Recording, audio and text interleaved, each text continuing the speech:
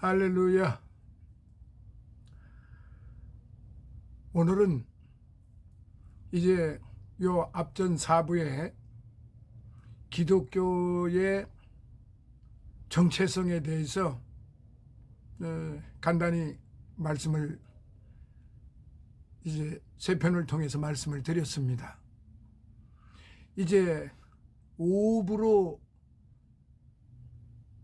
한 번 더 들어가겠습니다.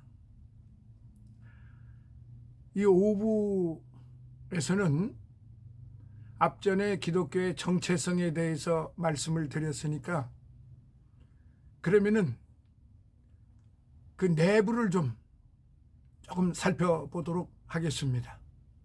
그래서 이것을 신학교에서는 조직신학이라고 그렇게 강의를 합니다마는 저는 처음부터 말씀드렸던 것처럼 우리 이 시간에 함께 해주시는 분들이 가급적이면은 그렇게 복잡다단하고 그렇게 광범위한 그런 스토리로 제가 말씀을 드린 게 아니고 간단 명료하게 이렇게 짚어가고 있기 때문에 이 역시도 앞전 기독교의 정체성에 대해서 말씀드렸으니까 그러면 그 정체성인 기독교의 그 구성 좀 몇 가지로 제가 분류를 해서 서머라이즈 형태로 말씀을 좀 드리도록 그렇게 할게요. 그리고서 복음서로 들어가도록 그렇게 하겠습니다. 복음서로 제가 들어가겠다고 하는 게 벌써 앞전서부터 3부 끝나면서부터 말씀을 드렸는데 제가 지연을 시키는 게 아니고 그 바벨론 종교에 대한 기원과 형성과 확산을 하다가 보니까 그렇다 그러면 기독교의 정체성이 있어야 되겠고 기독교의 정체성을 말씀드리다가 보니까 그러면 기독교의 그 구성, 즉 기독교란 무엇인가, 어떻게 인식을 우리가 해야 할 것인가, 어떻게 받아들여야 할 것인가, 어떤 토대로 구성이 되어 있는가 하는 점을 좀 말씀드리지 않을 수가 없어서 5부 형태로 이제 챕터 1, 2, 3로 그렇게 말씀을 드리도록 하겠습니다. 자, 첫 번째 챕터 1 시작을 합니다. 그래서 이 시간은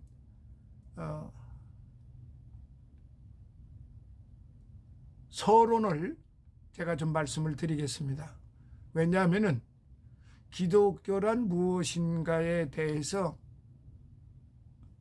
매우 중요한 부분이기 때문에 그렇습니다. 기독교 인식론과 종교, 계시, 성경에 대한 객관적 정립을 먼저 다루어야 하기 때문에 그렇습니다. 이것이 선행되지 않으면 그 후에 전개되는 모든 신학이 기초를 상실한 건축물이 되기 때문에 그렇습니다. 첫 번째 테마는 기독교 인식론입니다. The Theology of Knowledge. 기독교 인식론에 대해서 세 가지 부분으로 나누어서 말씀을 드리겠습니다. 첫 번째, 인식의 원천적 근거 무엇인가? 인식의 원천적 근거가 무엇인가? 하나님입니다. 만물이 하나님으로부터 창조되었으므로 근본적인 지식의 원천은 오직 하나님에게만 있습니다. 고린도전서 8장 6절에 특히 조직신학의 모든 내용은 보통 학교에서 강의할 때 이제 조직신학이라고 제가 서두에 지금 말씀드렸죠. 그러나 저는 그런 형태로 취하기보다는 그 부분을 간단 요약해서 알기 쉽게 여러분들이 이해하기 좋게 그렇게 말씀을 지금 드리고자 하는 것입니다.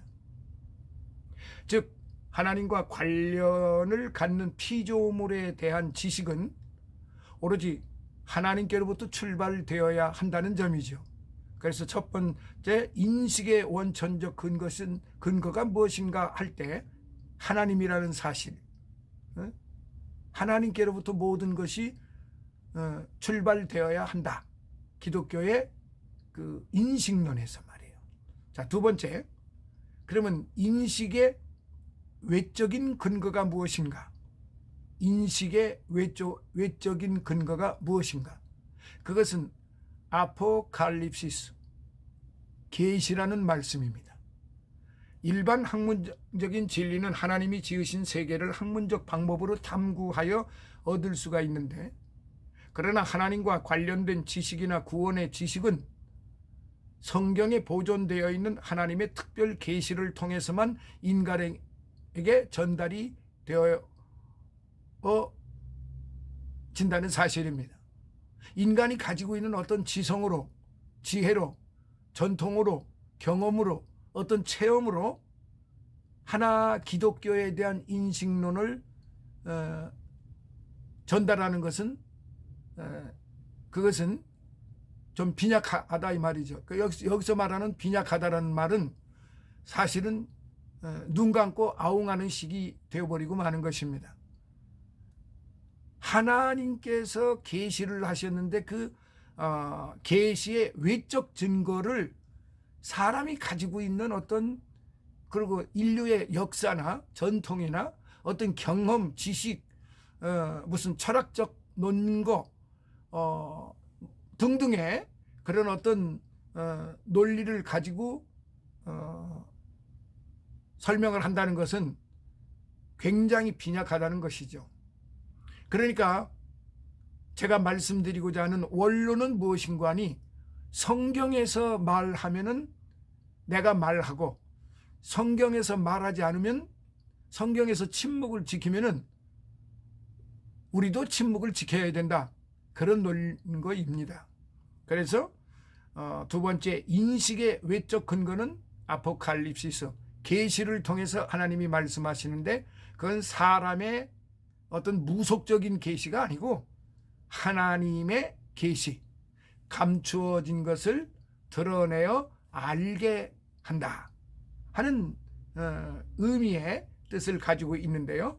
그것이 바로 계시, 아포칼립시스라, 이렇게 말씀을 드립니다. 자, 그 다음에 세 번째, 그러면 인식의 내적 근거가 무엇일까요? 앞전에는 외적 근거를 계시로 말씀을 드렸어요. 원천적 근거는 하나님이라고 그랬고, 외적 근거는 계시라고 그랬고, 그러면 내적 근거가 무엇인가? 그 내적 근거는 신앙과 이성이라는 뜻입니다. 즉 일반 학문은 이성을, 지식을 얻는 절대적인 매개로 생각하나, 신학적인 부분은 신앙을 기독교적 진리의 인식에 보다 중요한 도구로 간주한다라고 갈라디아서 3장 5절에 그렇게 말씀을 하셨습니다. 성경은 이성적 활동을 거부하지는 않으나 구원적 진리의 이성적 접근은 성령의 조명, 리베레이션, 성령의 조명에 의한 신앙이 없으면은 불가능함을 보여준다 라는 그런 의미인 것입니다. 그래서 첫 번째 제가 말씀드리는 요지는 기독교의 인식론, 더 데오로지 오브 나올로지는 바로 이렇게 세 가지 그 부분으로 그렇게 구분을 하시면 된다.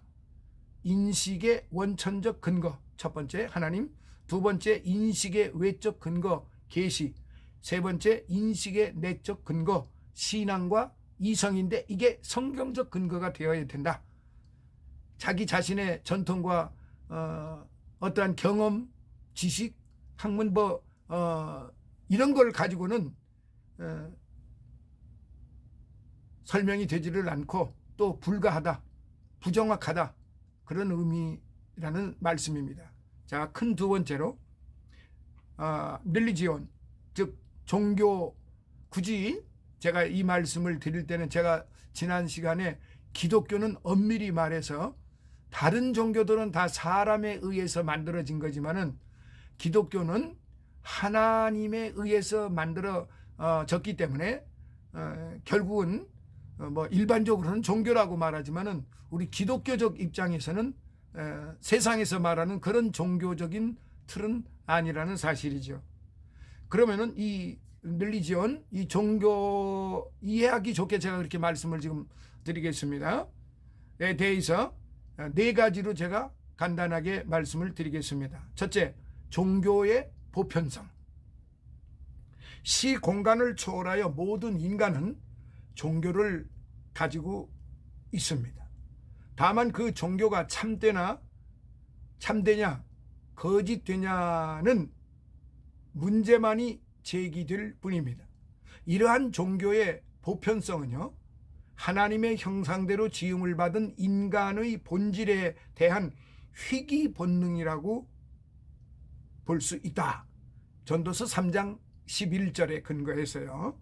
자, 두 번째, 그러면 본질이 무엇이냐?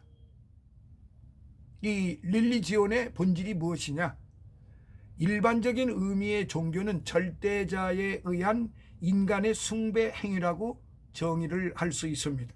그러나 구약 성경은 종교를 하나님에 대한 두려움과 존경, 그리고 사랑과 신뢰의 감정으로 파악을 하는데 바로 그 신명기서 10장 12절 13절. 한편 구약이 이와 같이 율법에 대한 인간의 경외를 중시한 데 반하여 신약 성경은 복음에 대한 인간의 신앙과 경건한 마음을 종교로 규정을 하는데 요한복음 6장 29절이에요. 이를 종합하여 정리를 하면은 종교는 하나님과 의식적이고 자발적인 영적 관계를 도모하기 위하여 인간이 행하는 예배와 행위라고 정의할 수 있는 것입니다. 자, 두 번째, 그러면 그 릴리지온의 자리, 종교의 자리 무엇일까요?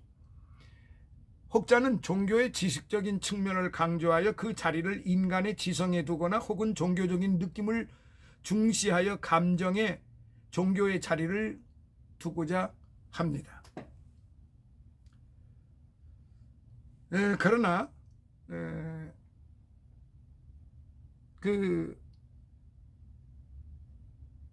편협한 주장에 반하여, 그렇게 편협한 주장에 반하여 성경은 인간의 일상생활의 사상, 감정, 의지의 중심이 되는 총체적 마음,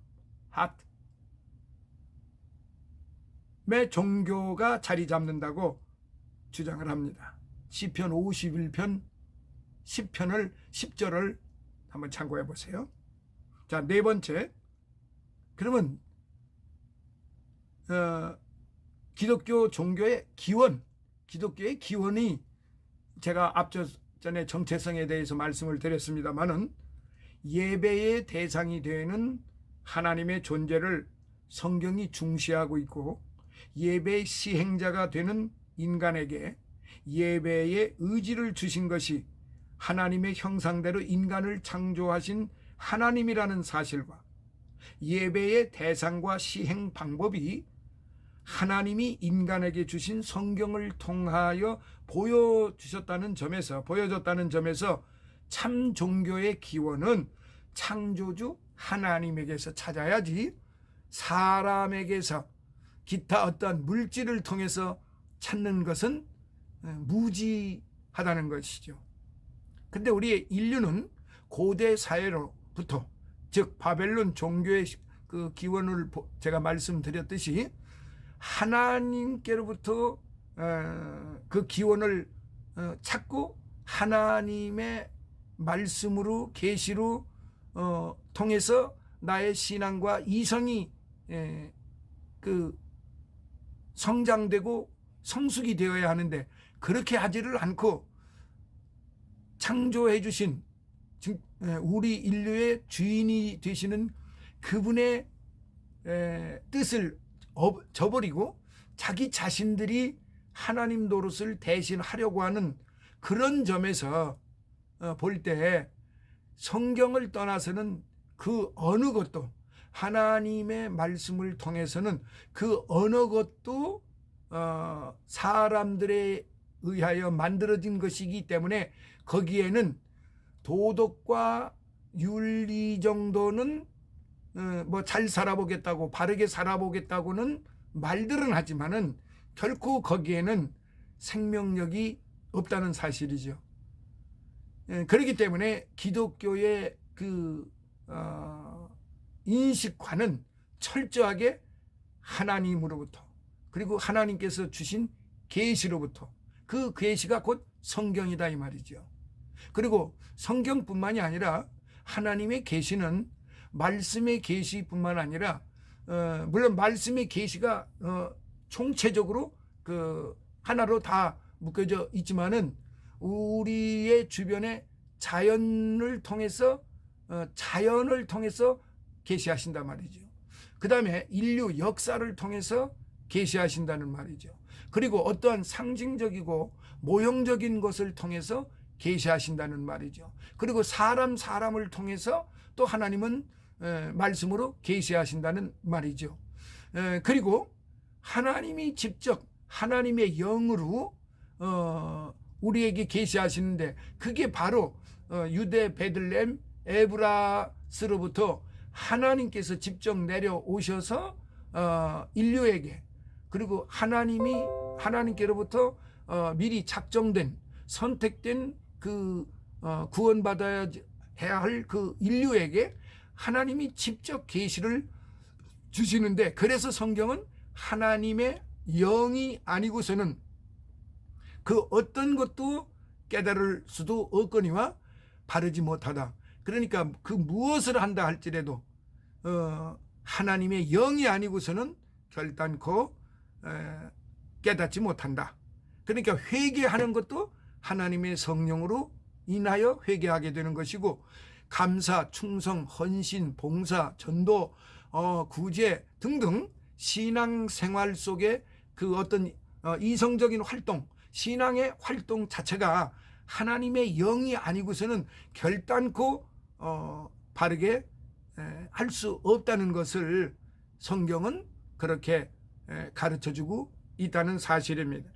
자, 그러면은 이제 세 번째 계시, 리벨레이션. 이 계시 지금 제가 앞전에 지금 이제 말씀을 지금 이제 인식의 외적 근거에서 계시 아포칼립시스를 말씀드렸는데 이제 그 부분에 대해서 이제 큰 세 번째로 계시에 대해서 한번 다시 짚고 넘어가도록 그렇게 하겠습니다. 계시란 리벨레이션. 자, 그러면 첫 번째 계시의 개념이 무엇인가? 계시의 개념이 무엇일까?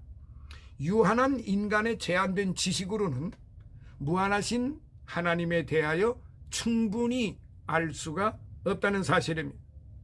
따라서 인간의 이성만으로 접근하게 되면은 언제까지나 하나님은 불가해한 분으로 머무를 뿐입니다.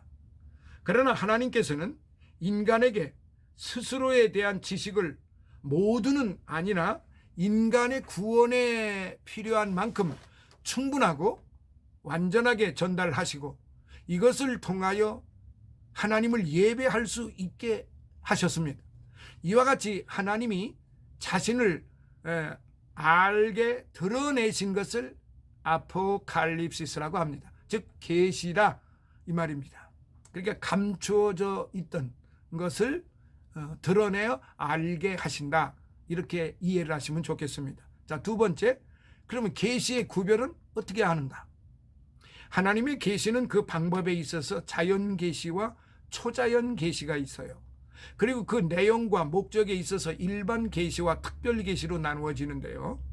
여기서 자연 계시는 자연인으로서의 인간과 자연 현상을 통하여 하나님께서 자신을 드러내는 방법이시고, 초자연 계시는 자연 현상을 넘어선, 즉 하나님의 특별한 의도적 출현이나 자연 질서를 일시적으로 극복한 이적을 통하여 계시가 주어지는 것을 말하는데, 일반 계시와 특별 계시에 관하여는 더 상세한 고찰이 필요합니다. 그래서 세 번째, 일반 계시에 대해서 말씀을 드리도록 하겠습니다. 하나님께서 하나님과 더불어 교통하시기를 원하시는 인간에게 자연 법칙, 인간의 정신 역사 등 일방적인 방편을 통하여 스스로 계시하시는 것입니다. 시편 19편 1절, 로마서 1장 20절. 자, 그러면은 이 부분에 대해서 조금 더 구체적으로 말씀을 드리도록 하겠습니다. 일반 계시의 불충족성, 일반 계시의 불충족성, 즉 펠라기우스파 자연신론자, 합리주의자 등은 일반 계시가 인간의 요구를 충족시킬 수 있다고 주장하나, 이는 인간의 영적 갈등을 해소시키며 나아가 구원을 얻게 하는 데에는 미치지 못하는 것입니다. 그래서 그 일반 계시의 불충족성에 대해서 그 이유는 다음과 같습니다. 첫 번째, 인간의 타락으로 인한 죄의 영향력은 일반 계시의 방편인 창조 세계의 아름다움을 훼손시켜서 하나님의 자연을 통한 계시를 모호하게 만들어 버렸습니다. 로마서 8장 22절에요. 그 다음 두 번째, 인간은 타락하였습니다. 인간은 타락하여 자연을 통해 보여주시는 하나님의 계시를 올바로 수용할 인간 자체의 능력을 상실해 버렸던 것입니다. 에베소서 4장 18절. 자, 세 번째, 일반 계시는 자연 현상과 인간 역사 뒤에 숨은 하나님과 영적 세계에 대한 충분한 지식을 다루는 것이 아니므로 인간에게 영원한 세계에 대한 확신과 소망을 주기에는 불충분한 것입니다. 자, 네 번째, 일반 계시는 과학 탐구의 대상이 될 수는 있으나 종교적인 진리를 제공하는 데는, 즉 생명적 사고, 하나님의 그 계시를, 즉 그 진리를 제공하는 데는 지극히 미흡한 것입니다. 즉 일반 계시를 통하여는 구원의 길은 도저히 깨달을 수가 없다는 사실이지요. 따라서 일반 계시에 기초한 그 어떤 종교 체제나 철학도 결단코 구원을 이루게 해줄 수 없는 것입니다. 요한복음 14장 6절에. 그래서 종교다원주의가 그래서 불합리한 것이고, 하나님 앞에 올바르지 못한 배은망덕한 무속적인 그런 그 그룹이고 사람들이다 이 말이죠. 그래서 종교다원주의라고 하는 것은 어디까지나 기독교의 신앙을 모체로 둔 것이 아니라 기독교의 진리를 꾸어다가 자기네들의 입맛에 맞도록 만들어 가지고 이 세상에 있는 모든 종교, 모든 무속적인 거 할 것 없이 몽땅 다 쓸어다가 합해 가지고 연합체를 이루는, 그래서 WCC라고 그렇게 말하는 것입니다. 그래서 이 WCC는 종교다원주의의 모체로서 결단코 성경하고는 거리가 멀다는 사실이죠. 이것을 그냥 다양한 방법으로 기독교 진리라고 그렇게 그 사람들을 그 유혹을 시키지만은, 성경을 바로 알고 성경을 전하는 자들 앞에는, 성경을 믿는 자들은, 즉 그러니까 순수한 신앙을 가지고 있는 성경 말씀에 의해서 순수한 신앙을 가지고 있는 자들에게는 결단코 용납될 수가 없는 그런 그들의 그 미혹인 것이기 때문에, 그들의 그 잘못된 그런 그 관점이기 때문에 결단코 그것은 용납이 되지를 않는다는 사실입니다. 더더군다나 설마 그런 WCC 종교다원주의를 배척하는 사람들이 그러할진데 위에 계신 하나님께서 보실 때는 어떠하시겠습니까? 결단코 용납하실 수가 없을 뿐만 아니라 하나님은 그들에게 그들이 지금 뭔가 잘 이루어 나가고 그들 뜻대로 다 되어지는 것 갖고 세계 방방곡곡에서 서로 연합체를 이루어 가지고 하나의 큰 틀을 만드는 것인데, 그게 바로 인간 바벨탑인 것입니다. 이미 창세기 11장에 바벨탑이 어떻게 된 것, 왜 무너졌는가는 이미 창세기에 기록이 되어 있습니다. 우리의 이름을 내라, 하나님처럼 우리의 이름을 높이 쌓아서 결국은 하나님처럼 되어보자고 했던 것이죠. 그래서 그 바벨론 탑 꼭대기에 바로 리므롯과 세미라미스와 담무스가 삼위일체를 모방하여 성부, 성자, 성령을 모방하여 지들이 하나님 노릇을 한 결과 그 바벨론 종교로부터 현대에 이르기까지 그대로 그 영향이 지금 내려오고 있다는 사실, 참으로 안타깝지만은 이거는 어떤 면에서는 하나님께서 지금 뭐 그냥 너희들 뭐 마음대로 해라고 내버려 두시는 것이 아니라 하나님의 시간에 분명히 하나님께서는 진노의 채찍을 드실 것입니다. 왜냐하면은 그건 성경에 기록된 말씀이기 때문에 제가 이 말씀을 드리게 되는 것입니다. 누가복음 24장 야를 보십시오. 말세에 이르르면은 무엇이 인간 세계에서 어떤 형태가 일어나게 되고 믿는 자들에 의해서 어떤 형태가 일어나게 되어 있는지 복음서에 아주 세세하게 구체적으로 설명이 그렇게 기록이 다 되어 있다는 사실입니다. 그래서 그런 부분에 대해서는 우리는 철저하게 종교다원주의를 배격해야 한다는 사실입니다. 자, 두 번째, 일반 계시의 의의에 대해서 말씀을 드리도록 그렇게 하겠습니다. 인간의 타락으로 인하여 일반 계시가 질적으로 저하되고 그 영향력이 축소되었으나 하나님이 본래 타락 이전에 인간에게 주신 원시 계시이며 오늘날에도 이를 통하여 하나님의 역사가 이루어진다는 점에서 그 가치는 결코 낮게 평가될 수는 없습니다. 일반 계시의 가치를 세분하면 다음과 같은데요. 첫째, 미약하게나마 창조물은 하나님의 영원하신 능력과 신성을 드러냅니다. 로마서 1장 19절로부터 20절. 둘째, 인간은 타고난 본성으로 율법이 명하는 일을 수행할 수 있습니다. 로마서 2장 14절. 셋째, 일반 계시는 하나님을 찾고 갈구하게 하는 동기를 부여하게 합니다. 사도행전 17장 27절로부터 28절. 네 번째, 자연 속에 나타난 계시를 통하여 성경의 진리성이 더욱 확고히 드러나게 되어 있습니다. 다섯 번째, 불신자로 하여금 성경의 진리에 대한 관심을 유발시키고 또 성도와 불신자 간의 공동 영역으로서 전도를 위한 접촉점이 될 수 있습니다.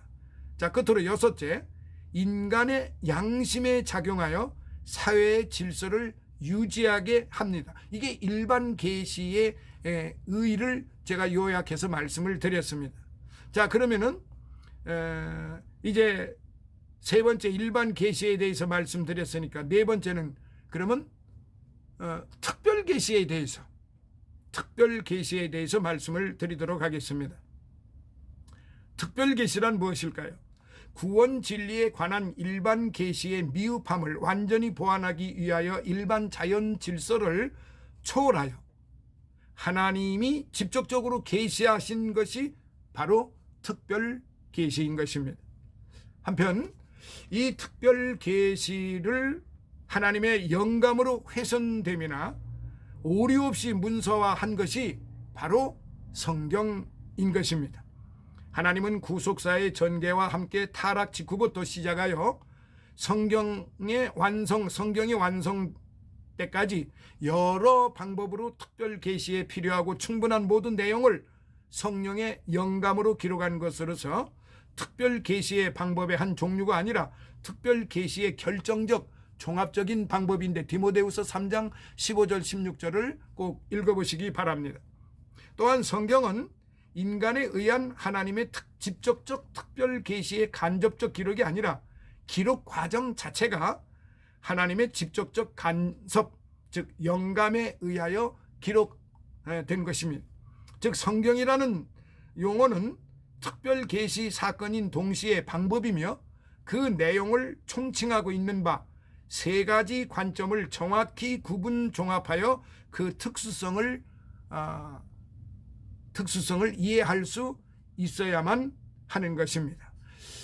오늘은 첫 번째 챕터, 첫 번째 5-1편으로서 여기까지 제가 마무리하고요. 챕터 2에서 다시 요 말씀 뒤로 이어서 계속해서 말씀을 드리도록 그렇게 하겠습니다. 조금 딱딱한 것 같지만요, 이 부분이 우리 기독교의 정체성, 그리고 기독교란 무엇인가를 알게 하기 위한 하나의 그 서머라이즈 형태로 제가 말씀을 드린 것이니까 웬만하면은 다 이해가 되실 줄 믿습니다. 우리 기독교인들은, 우리 그리스도인들은 그냥 교회만 왔다 갔다 하는 정도가 되어서는 안 됩니다. 사단 마귀 세력들이 얼마나 지금 날뛰고 있는지 모릅니다.